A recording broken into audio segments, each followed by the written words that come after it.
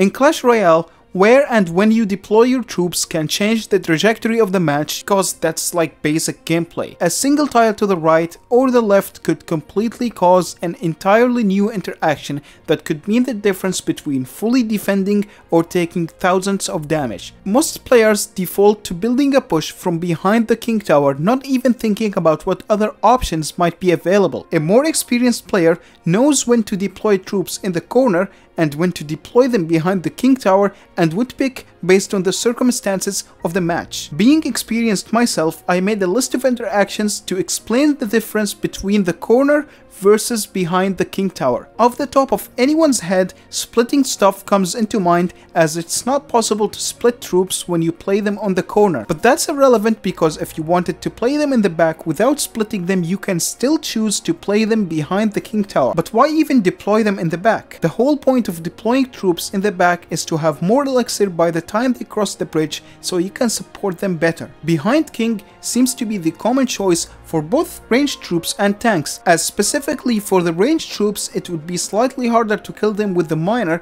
since both towers would target them. But in general, the reason tend to be because it's much far away from the bridge compared to the corner, which would allow you to bank a tiny bit more elixir and build a bigger push. But you need to realize a giant placed behind the king tower would have his sight range be able to detect this building position, which is really far away compared to the average building position. However, a giant that gets placed in the corner would not get pulled by that, meaning it's generally harder to kite troops that are placed on the sides instead of the middle of the arena. I wanna note here, some buildings are smaller in size, so not all buildings would work on this position, and that would be a topic for a future video, so subscribe to not miss out. This exact logic is why hog riders are always placed on the side of the river instead of just on it, as it makes kiting them much harder. Air troops have some different rules because they fly over the king tower, so unlike ground troops, a corner deployment versus behind king deployment have a much bigger effect. Generally speaking, you always want to play your air troops in the corner, because if you don't, they will be so easy to kite to the opposite lane and get defended for cheap. But in some cases where you want to take a defensive stance, it could be a good idea to play them behind the king tower, as they would be more likely to cover attacks from both lanes with the help of kiting from some of your other cards. Lava Hound is usually always played in the corner because she offers no defensive value, so it's better to have her in a position where it's significantly harder to pull her with the building. Although playing her closer to the king tower would be a decent strategy if you're going against some splashers, as it would allow you to protect your balloon by playing it closer to the side, which is far enough to avoid some splash attacks. Against Void, if you play your archer queen behind the king tower, it would be easier for them to snipe it before it crosses the crown tower, compared to playing her in the corner, where she would reach the crown tower much quicker and it would be safer in a much shorter amount of time. I also noticed something. In this match I placed a bomber behind the king tower, and slowly after that I went with a corner Dark Prince, and there is a good reason for that. Had I not done that and placed my Dark Prince behind the king tower instead, the aftermath would be the Dark Prince pushing the bomber in front instead of tanking for it, which is a terrible thing. This applies to a wide variety of troops, so it's best to know your interactions to be able to decide accordingly mid-game. Another issue with playing ranged troops behind the king tower is if you are using a building, you would put both of them in range of a single spell. In that case, it is best to play them in the corner to avoid giving extra spell value to your opponent, so they would have to choose between taking out your building or your ranged troop. But when it comes to going against graveyard, it is best to not place your dart goblin or princess on the corner, as taking them out with arrows would be possible, but instead put them behind the king tower, because their long range would make them so the arrows can't hit them without activating the king tower, and we know a graveyard player would never do that. Even if after the push they've poisoned both your princess and building, I think it's still a good play to be safer during the enemy push than after it. Speaking of king activations, if you were to play a fisherman in the back, it is better to play him behind the king tower, because in some cases he might pull a unit that could pierce into the king tower one way or another. It is extremely rare for that to happen, but I feel like taking the chances is better than nothing. That's if you're too sold on playing a fisherman in the back, which is a horrible play for your information, because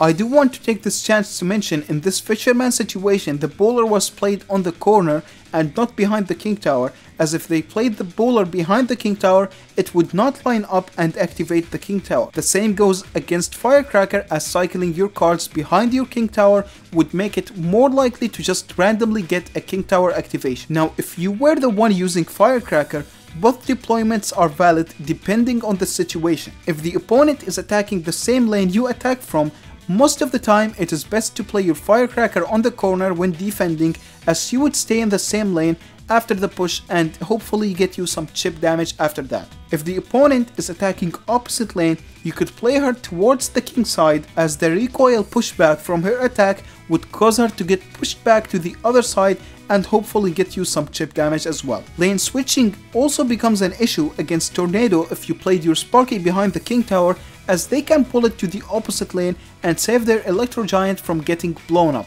So in that case, I advise you to play your defensive cards in the corner. On offense, the same thing can apply, as they might tornado your golem to the other side to protect their weaker tower, so it might be best to play him in the corner sometimes. In a 2-tower situation where your enemy has access to deploying troops on your side, there would be some new things to look out for. For example, playing a little musketeer behind the king tower becomes dangerous, as you would be exposed to the enemy troops deployed in the pocket. This is the exact same logic that siege players use when to pick where to place their X-bow or mortar when attacking with it. If the X-bow was placed around the bridge, then it would be in danger of being attacked from this area only. But if you play it on the river, it would be exposed from all these places and would be much harder to protect it. This honestly overall goes for every troop, so like if you have a flying machine in the middle of the river, their mega minion could be placed anywhere around it. But if you play your flying machine towards the side,